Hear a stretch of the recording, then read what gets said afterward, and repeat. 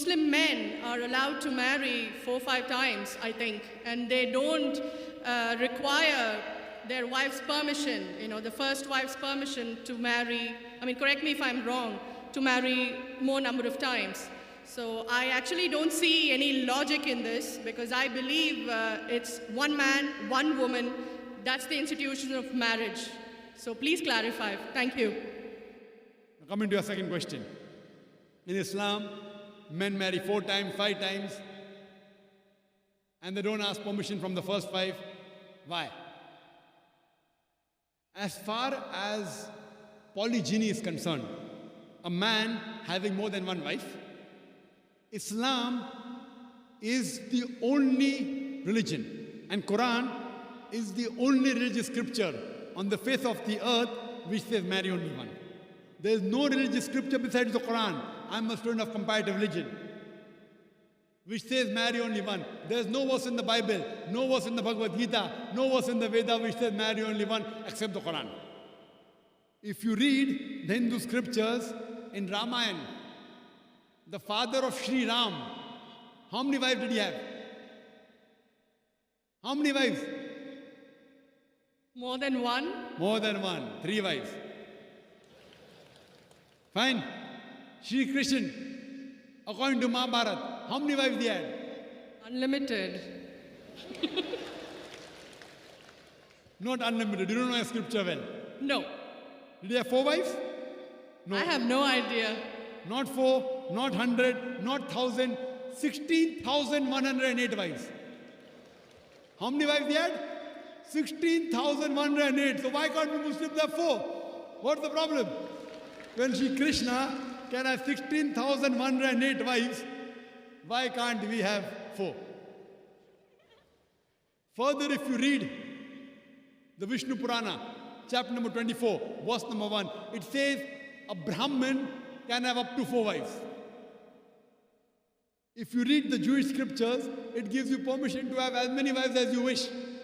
If you read the Christian Bible, it gives you permission to have as many wives as you wish. If you read the Bible, Abraham had 3 wives. Solomon, how many wives he had? He had 700 wives. It is later on, the church has put a ban that Christians should marry only one, not the Bible. It is the Jewish community married more than one wife. It was in 1950 that chief rabbi passed a synod that Jews should marry only one. So it is the rabbi, not the Jewish scriptures. And according to Hindu scriptures, you can marry as many as you wish. It is the Indian government in 1954 passed a law called the Hindu Special Marriage Act. Hindu Special Marriage Act, which says Hindus should marry only one. It is not the religious scripture. It is not Bhagavad Gita. It is not Ramayana. It is not Mahabharata. It is not Veda. It is the Indian Penal Code. The Indian government, which has passed a law in 1954 that Hindus should marry only one. But according to the statistics of the status of the women in Islam, if you read the government documents on page number 66, 67, it says that Muslims do polygamous marriages. You know what is the percentage in India? 4.3%. How much? In India, 4.3% of the Muslim men do polygamous marriages. A statistic between 1951 to 1961. Hindus, how many? 5.06. 0.7% more than the Muslims in India. According to the Indian government, even though it is prohibited according to the Indian law, yet they do more polygamous marriages than the Muslims. Why? Now, let's analyze what does the Quran say. Quran says in Surah Nisa chapter 4 verse number 3, marry women of your choice in 2s, 3s or 4s. But if you can't do justice, marry only one. This statement, marry only one, is only given in the Quran and no other religious scripture. It says, marry women of your choice in 2s, 3s or 4s. But if you can't do justice, marry only one. So if you want to marry more than one woman, one of the criteria of the Quran is you should do justice. If you can't do justice, you should marry only one. Now, what are the reasons, logical reasons a person can think that why has Islam permitted certain men to have more than one wife? Many non-Muslims think it is fard, it is compulsory for a Muslim man to have more than one woman, to have more than one wife. It's not compulsory, it's optional. It's not fard, it's not compulsory. How many Muslim men do you know who have more than one wife? How many do you know, sister?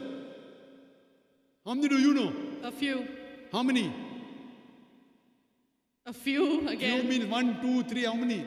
Yeah, at least about 3. About 3. Have you heard of Dharminder? Yeah. How many wives he has? 2. Muslim or non-Muslim? Non-Muslim. Non-Muslim. Your previous chief minister, what's her name? Jayalalitha. Yes. Hindu or Muslim? Hindu or Muslim? Hindu. Hindu, fine. Now these are famous personalities. Fine. How many famous personalities you know in India who have got more than one wife? The 3 you know may be locality, fine? Yeah. Local, maybe friend in your neighborhood, maybe your colleague.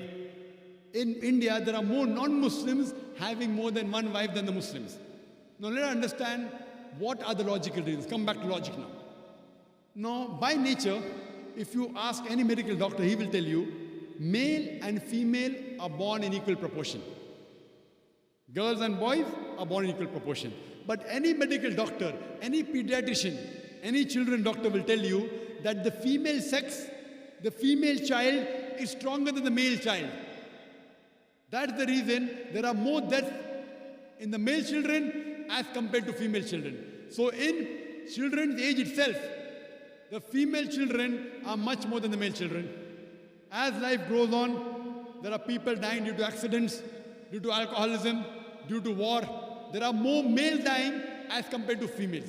Today, if you analyze in the world, there are more females in the world as compared to males. There are few third world countries like India where the male population is more than the female population. And do you know why? The reason is because of female feticide and female infanticide. According to an article, a program which came on BBC by the name Let Her Die, the program was assignment. There was a British reporter by the name of Emily Buchanan. She comes to India and she says that every year in India, more than 1 million fetuses are being aborted after they identified that they're females. She says more than 3,000 every day. You multiply, more than 1 million every year. According to the Tamil Nadu government hospital report, she gives the statistics, out of 10 female born alive, do you know how many are put to death? 4. Sister, did you know that? Tamil Nadu, your state, your beloved state, according to the government statistics, out of 10 females born alive in the government hospital, 4 are put to death. There are billboards put in Rajasthan and here, which says that spend 500 rupees and save 500,000 rupees. You know what does it indicate? Spend 500 rupees, do ultrasonography, do amniocentesis, identify the child you're carrying is a female, abort her, and save 5 lakh rupees, 500,000 rupees. Maybe a couple of 100,000 upbringing her, and the remaining 100,000 in dowry. If you stop this evil practice in India, our beloved country, stop the female infanticide, stop the female feticide. Even in India, the population of female will be more than the male population. If you see the rest of the world, if you see New York alone, there are 1 million females more than males. In USA alone, there are 7.8 million females more than males. In UK alone, there are 4 million females more than males. In Germany alone, there are 5 million females more than males. In Russia alone, there are 9 million females more than males. And God alone knows how many millions of females are more than males throughout the world. Suppose I agree with your philosophy, sister, you said, 1 man, 1 woman. If I agree with you, sister, with your philosophy, 1 man, 1 woman. And suppose my sister happens to be in America, or your sister happens to live in America. And suppose the market is saturated. 1 man, 1 woman, saturated. Yet there will be 7.8 million females who will not find life partners. 1 man, 1 woman. Now the option for these 7.8 million females is either marry a man who already has a wife, or become public property. You say, Dr. Zakir Naik, public property, such a harsh word. Sister, it is the most sophisticated word I can use. I cannot use a more sophisticated word than public property.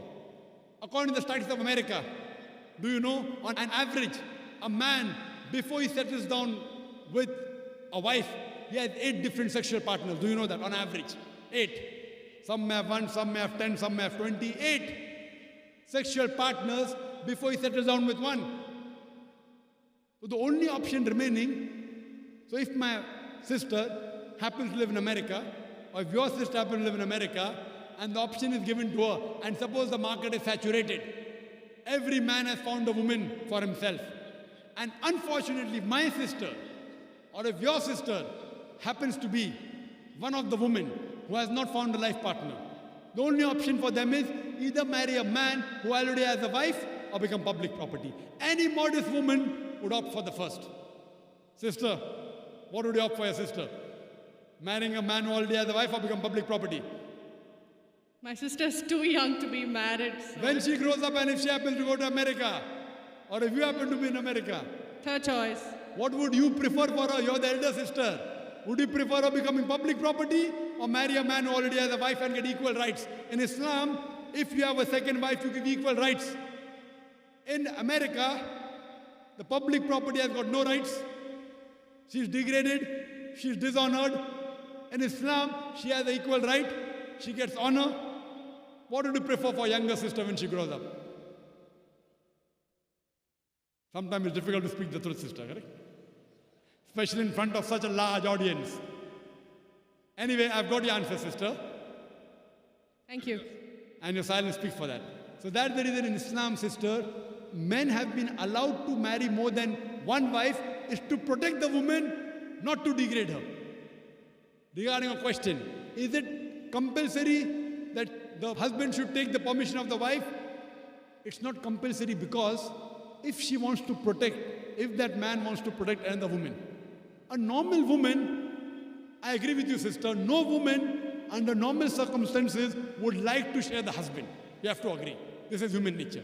But if the woman is a good Muslimah, is a good Muslim woman, what she says, let a small loss take place to prevent a big loss. She will say, I know sharing my husband is a loss for me, but I would prefer letting a small loss take place for me to prevent my sister becoming public property. She's a good human being. So she would surely give permission to the husband to marry a second woman, if she's a good Muslim woman.